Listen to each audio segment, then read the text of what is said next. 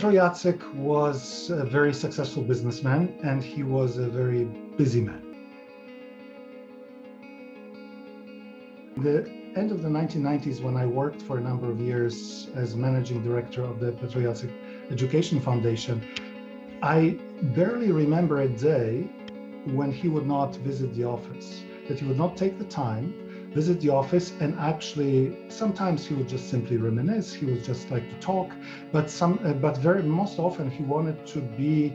He was very interested in how the projects of the foundation were going. At that time, I was working on the negotiations for the University of Toronto Petro Jacyk program. He was very interested in that, but most importantly, he was always most interested in the Hrushevsky project. I was at the same time a project manager of the Hrushevsky Translation Project, and he was to the minutest details. He was always wanted to hear and was always excited to hear.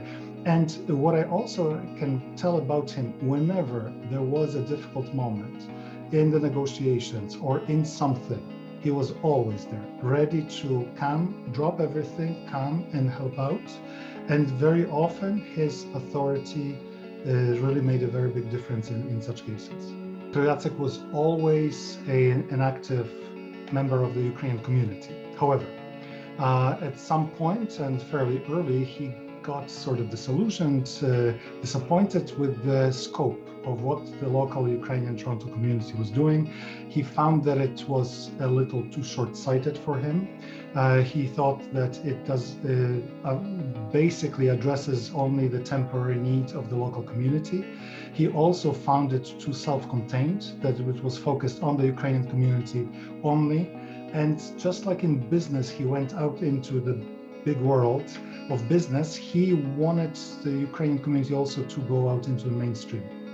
And with time and with various contacts that he had, he found that he wanted something that would be permanent, something that would last, and also something that would actually realistically help the cause of Ukraine to be recognized in the Western world. And with time, he found for himself this field, and it was scholarship and support of scholarship, and especially support of Ukrainian history, which was particularly close to his heart. From what I know, he started supporting Ukrainian studies with the support of the Ukrainian language Encyclopedia of Ukraine, which Encyclopedia Ukrainoznawstwa, edited by Volodymyr Kubijovich in France. And he very much valued both Kubijovich and also the idea of the encyclopedia as a sort of a definition of what Ukrainian culture, Ukrainian history, Ukrainian is, and what Ukrainians are. And but I think that the crucial moment was his work for the support of the Harvard chairs of Ukrainian studies at Harvard, and his meetings with famous professor Omelan Pritsak, who was spearheading that campaign. And it was, from what I know, it was Pritsak himself that through his charisma, through his very argumentative, very authoritative sort of ideas, convinced Petro Jacyk not only to support scholarship and to support history, but to support Ukrainian studies on the highest academic level. He understood that it is not the case, it is not most important to support popular editions of Ukrainian history that could be read by general public and that would be sort of superficial. No, because Pritsak convinced him that only the highest level, the highest level of academic scholarship that will convince the top elite scholars that Ukraine is something to study, that Ukrainian history is something real, and it is then through these people that the Western public opinion will be built. And Petro Jacyk helped a lot to establish Harvard, Ukrainian Research Institute, but then he went on to his own project. And the largest of them, of course, was the Hrushevsky Translation Project and the Peter Jacyk Center at the University of Alberta, but also other universities, University of Toronto, Columbia, and so on.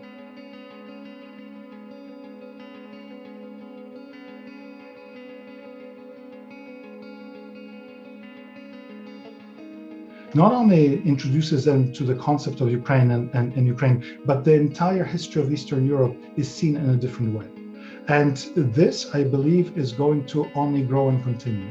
I believe that this book will become one of the, not the only, but one of the bases of the study of Eastern Europe, of the history of Eastern Europe.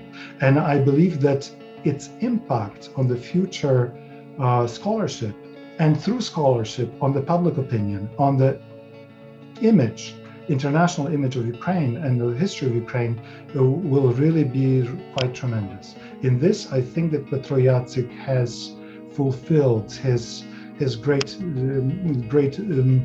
dream to actually make a difference, lasting difference in how the Western world approaches Ukraine and Ukrainian history.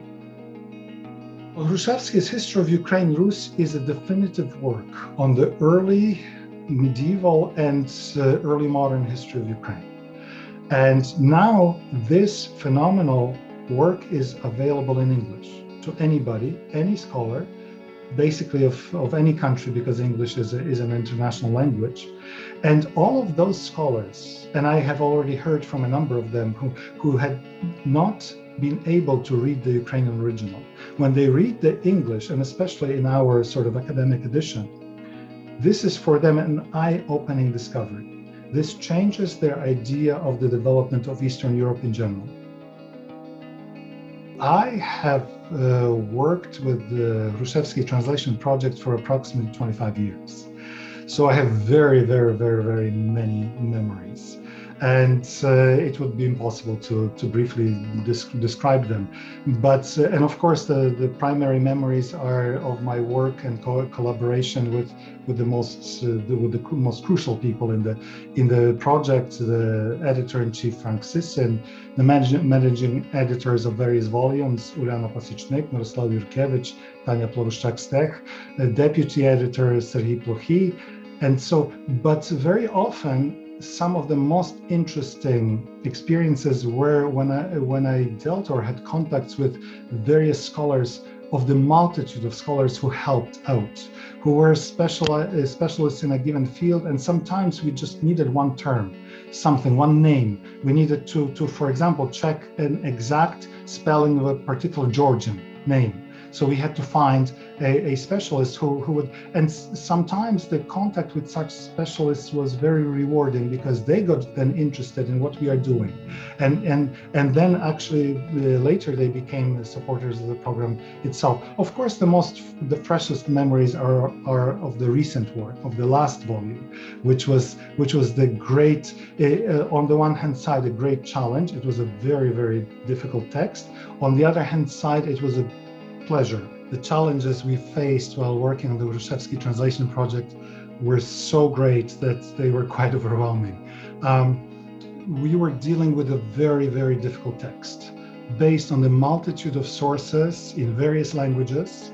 Many of them were old sources, extremely difficult to find. At the book discussion of the most recently published volume, Volume 2, one of the leading specialists on Ukraine-Rus, Paul Hollingsworth, said something very important, very poignant. He said that someone who will just read this volume will never feel or understand what a tremendous amount of work, and he used the phrase Herculean effort, went into the editing of this volume. And he was part of the editing process, so he can speak with authority, and so can I. I witnessed firsthand, for example, how the managing editor of this volume, Tanya Ploruszczak-Stech, in consultation with various specialists in a variety of fields, was checking and rechecking not only every sentence to make sure that when Hrushevsky sometimes very concisely or even cryptically describes the very complex historical processes, that in English the meaning is conveyed precisely and exactly. But every word, every meaning, nuance of meaning, every terminology, names, toponyms, and actually even numbers, because she was going back to the original sources quoted by Hrushevsky, checking them, and then checking the page reference numbers, and quite often correcting misprints or errors that were in the Ukrainian edition, so that in our English edition, everything is right on. And every volume had similar set of challenges. Another example is, I believe that what Frank Sisson, editor-in-chief, and Uliana Pasichnek, managing editor, and Marta Skorupski, the translator of volume 5, did, again with the help of specialists, to establish the English language terminology for the various social classes that existed in Ukraine between the 14th and 17th centuries. It will set the standard for the study of this field.